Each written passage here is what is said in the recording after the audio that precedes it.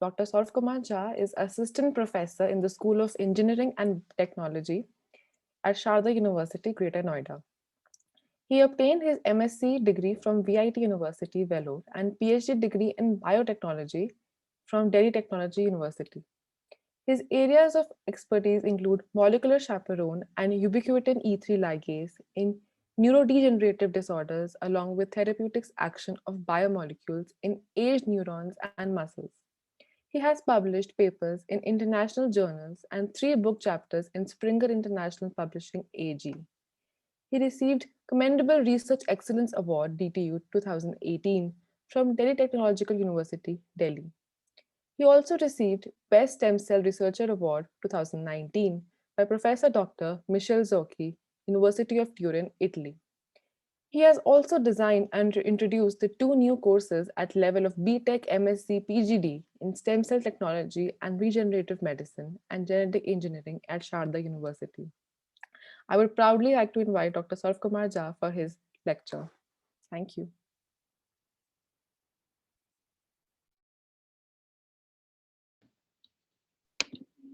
Hello, Dr. Saurav Kumar Jha. Hello. Yes, welcome.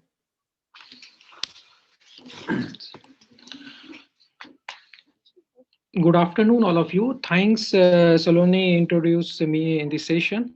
Thanks, Dr. Prabhu, for inviting me for wonderful session.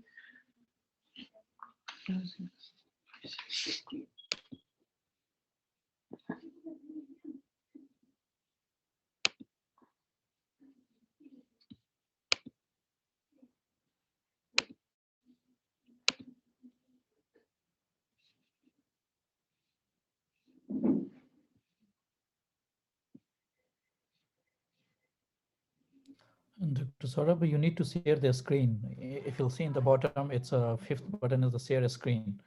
So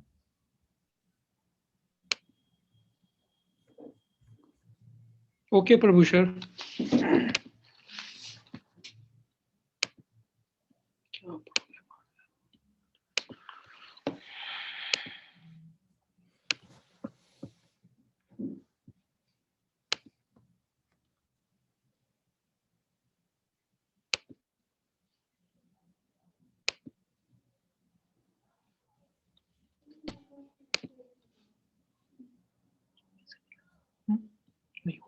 Is it visible? yeah, it's Yes. visible. Yeah, you can just make the full screen.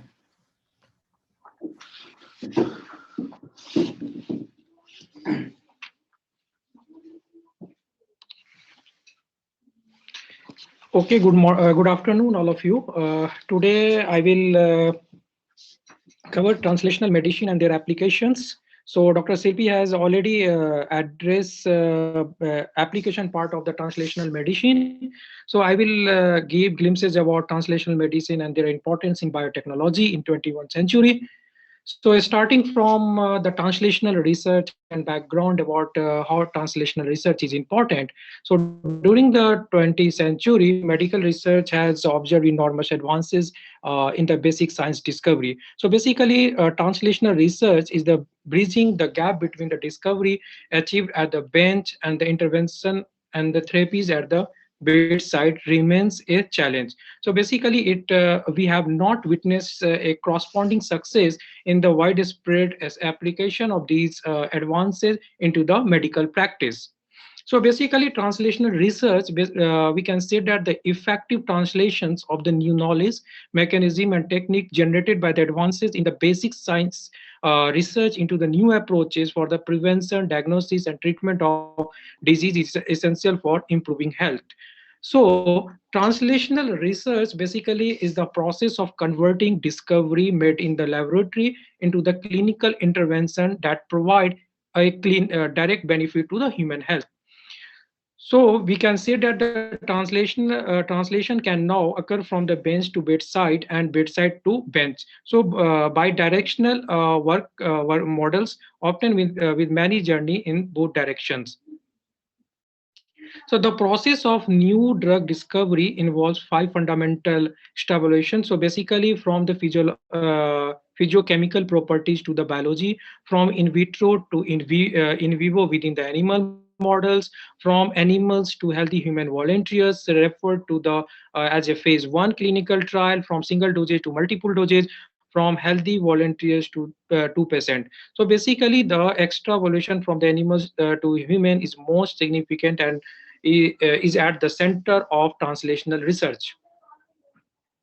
So translational research, we have already discussed the two-way process. So basically translate discoveries into the clinical application and the translation of the clinical finding into the understanding of molecular mechanism. So basically play a role in the monitoring and managing the misalignment between the growth in the research, expanding and the decrease in translational productivity. So translational medicine is the basic for the medicine, and that particular medicine was initially described as the marriage between the new discoveries in the basic science and clinical practice. So translational medicine is the process of turning appropriate biological discoveries into the drug and medical device that can be used in the treatment of the patient. So we can say that in the terms of translational medicine was introduced in 90s but gained wide uses only in the early 20s. So close the gap between what we know and what we practice. So this is the one of the important applications. So why we need translation medicine? So because there are several points, we can say that the cost effective means of the healthcare delivery, shortening the duration of the trials, incorporation of benefit of the research into clinical medicine, closes the gap between what we know and what we practice, and bridging the gap between the discoveries achieved at the bench and intervention at the therapies the bedside. So basically deals with the numerous new diagnostics and the therapeutics tools that have been supplied by the modern technology. So one of the important aspects of the translational medicine is the clinical research. So clinical research has been considered as a risky business with high cost, long-term timeline to drug discovery, complex regulatory components to ensure a safe approach to drug and product development. So basically clinical research is also one of the important step in the translational medicine and play important role to discovery and novel finding into the new better treatment and putting science to the benefit healthcare reform. So number of the new drugs in the drug discovery and development have held roughly every 9 years since the 1950s. So basically that translational medicine integrates clinical research with modern methodology in the systems and computational biology, genomics, proteomics, metabolics, pharmacomics, transcriptomics, and high throughput image analysis. So basically we can say that the translational medicine is very, very important for the personalized healthcare, treating the right patient with the right drug at the right doses. So because more and more important. So these how that clinical indicator analysis cover all the organ levels, tissue levels, intercellular network level, and molecular level. So discovery from science to the early translational step to the clinical trials, 1 to 3 steps. So clinical practice guideline and performance measure, and finally comes to the personalized healthcare is the outcomes of the translational medicine and research. So how to develop translational research in medicine? So it is very important.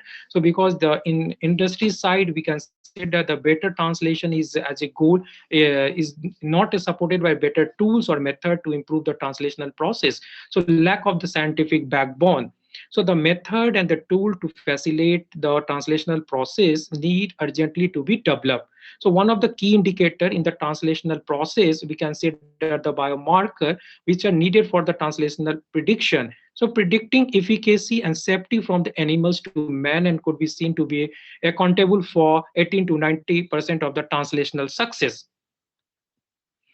So tools of the translational science in the medicine as the backbone of an emerging science like new biomarker development, example like imaging or serum parameters, translational toxicological, including more powerful biomarker scoring system to grade their predictive potency, smart and early human study design, including novel approaches like microdosing and descriptive trials.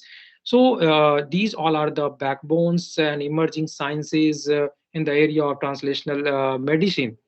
So there are various phases involved in the translational research like T1, T2, T3, and T4. If we talk about T1, basically the first phase of translational research, and we can say that the bench to bedside moves to a basic discovery into the clinical application. So in the case of T2, bedside to practice, basically research provide Saurabh, you're not evidence the audible. importance value of Saurabh. taking the basic discovery in the clinical setting. So T3 is the research that moves the Saurabh. evidence guidelines developed into the T2 into the health practice. And finally, T4 research to evaluate the real world health outcomes.